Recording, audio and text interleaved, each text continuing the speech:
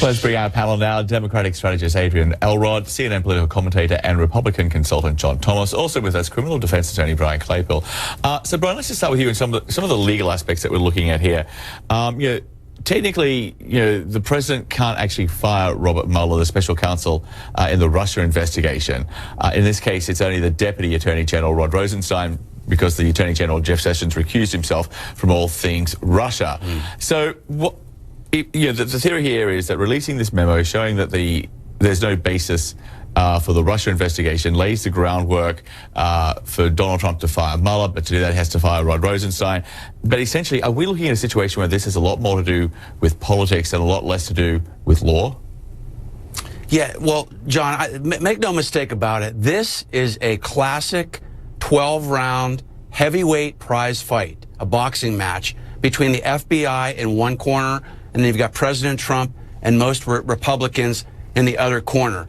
And I think what the Republicans and President Trump are doing in terms of posturing with this memo that's going to be released is they want to prove to people across the country and across the world that this investigation by Robert Mueller into the Russia meddling probe is not fair, that it's a biased investigation, and he's trying to prove that by virtue of something very important, John. I think there is a legal aspect of this matter, and that is, did the investigation have credible evidence to support a warrant of surveillance on Carter Page? This is very serious, John. A federal judge should not be basing a warrant on a dossier financed by Democrats, and really that's what this is about and what the Republicans are trying to do. It's a counterpunch to show everybody, hey, wait a minute, this wasn't fair, it's biased, and you don't have a true and clean motive to come after me, President Trump. That's what I think this is about. Okay, well, the decision by the Republicans to release the memo, it comes against the recommendations from the Justice Department, and that point has not been lost on Democrats. Listen to this.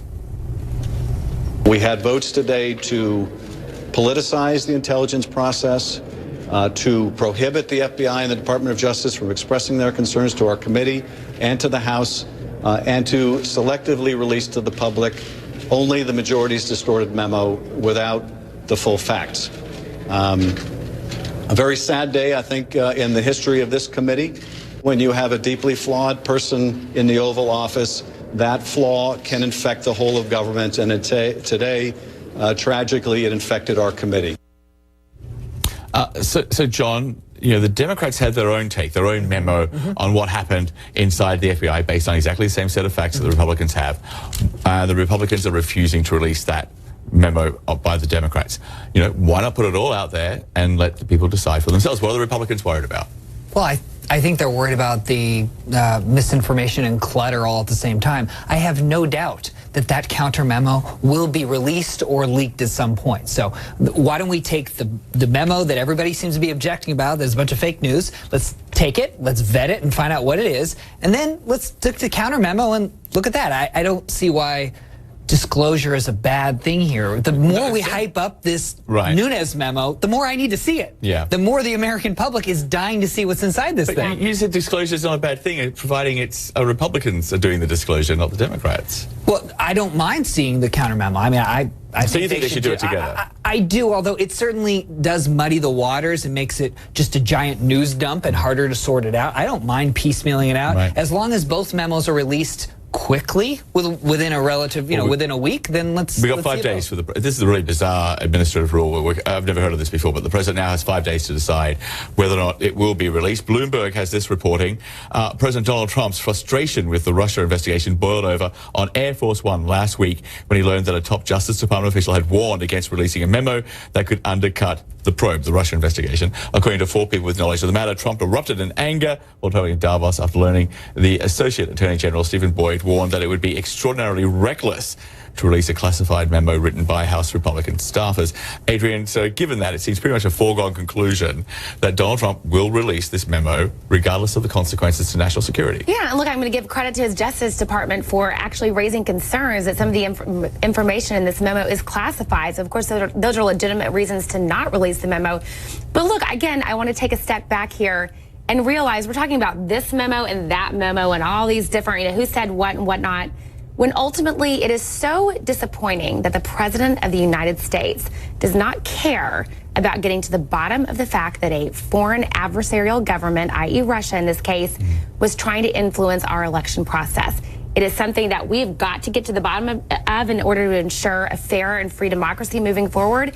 And the fact that he's throwing out jabs, that he's criticizing anybody who he feels is not, quote unquote, on his side in this investigation to try to discredit Bob Mueller, who, by the way, is a Republican and was confirmed twice by the United States Senate as FBI director. But it's not just about somebody not being on his side. It's the idea the Department of Justice and the FBI might have tried to hurt Donald Trump and inflict pain on a party they didn't like by abusing the powers of their... Rudy Giuliani has to say about that in the FBI. I mean, Giuliani had it into the FBI, and there was all sorts of rumors and and it leaked a lot of stuff. Yeah, so I mean, maybe this goes back and forth, and maybe it is time for a house cleaning. I mean, at the end of the day. Clearly McCabe felt that way. Yeah, well, with McCabe in mind, somehow, the surprise announcement from the Deputy Director of the FBI, Andrew McCabe, that he was actually stepping down, this is all somehow linked in with this memo coming out, according to some. At least according to the White House Press Secretary Sarah Sanders, she talked about the fact that there's been total transparency here, and the White House had nothing to do with McCabe's decision. We have done everything we can to be fully transparent, and we're going to continue to do that throughout the process. So what about this notion that the president has been applying pressure for months, steady pressure? The only thing that the president has applied pressure to is to make sure we get this resolved so that you guys and everyone else can focus on the things that Americans actually care about. And that is making sure everybody gets the Russia fever out of their system once and for all, that you're all reminded once again there was no collusion. Brian, did Sarah Sanders then actually admit that the president has been, trying to end the Russia investigation, trying to bring some pressure to bear on that? Did she just throw the president under the bus for obstruction of justice? Oh, John, I don't think she was doing that, but she better be careful next time, though.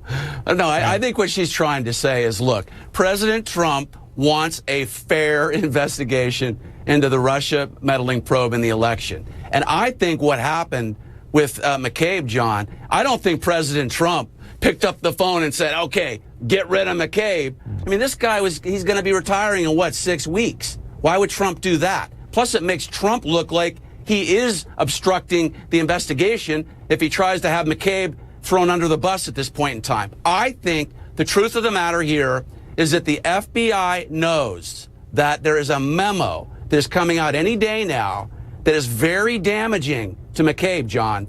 It's going to disparage him for alleged unsavory actions in the Hillary Clinton investigation. So I think that the FBI is letting McCabe go right now, and they're going to preempt any of the backlash from this impending memo that's going to be very damaging to McCabe.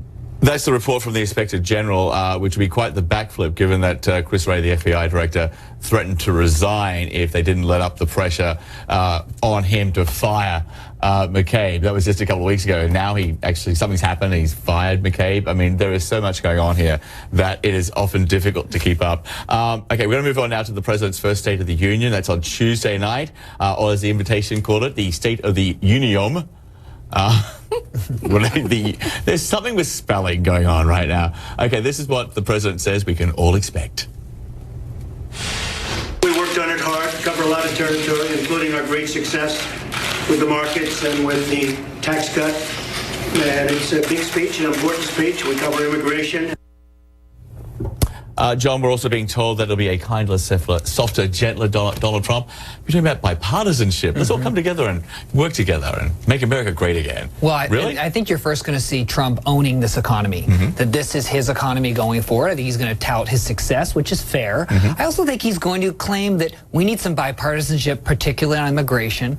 The deal that he offered in terms of offering almost 2 million Dreamers pathway to citizenship in exchange for border wall funding, basically he's calling the Democrats bluff. If they say they really want these Dreamers to have citizenship, he's putting a bipartisan solution on the table. I think he's saying, look, I need to make a deal here. We've got to get something done. I think the rest of the country will agree with him on that. I'm not so sure if the other half of the chamber will, though. How did the wall go from $8 billion Well, 2 billion to 8 billion, now it's 25, but anyway.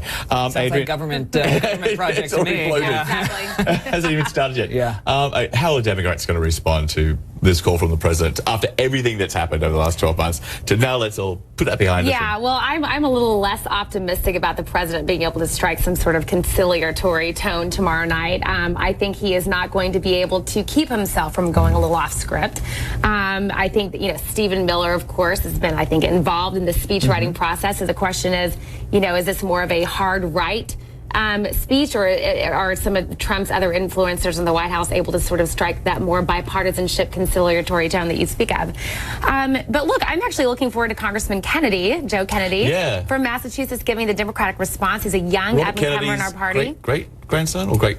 I've lost count, but I think so. Yeah. But he is somebody who is certainly represents sort of the future faces of our party, the younger generation coming forward.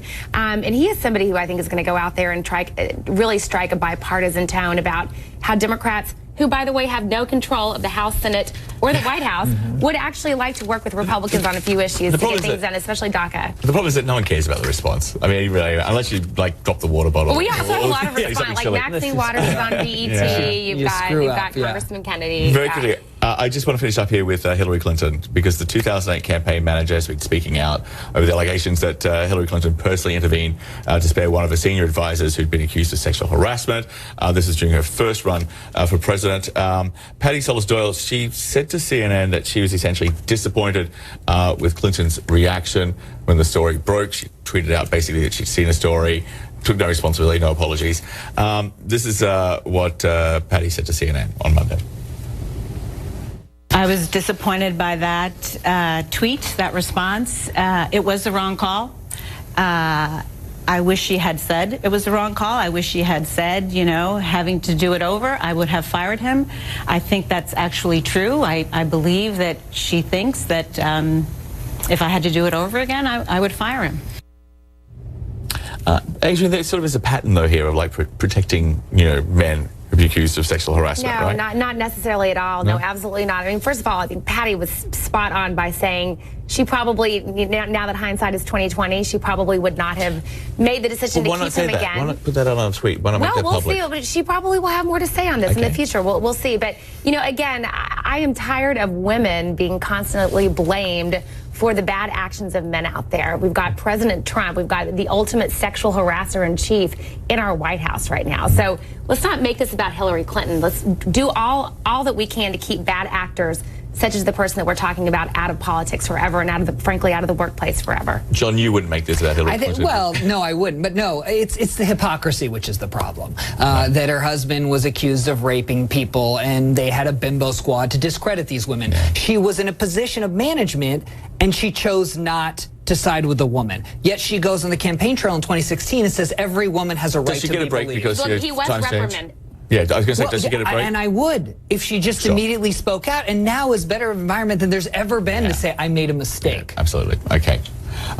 John and Adrian, and also Brian, from the legal point of view, we appreciate you being with us. Thank you. Thank you, John. Thank you.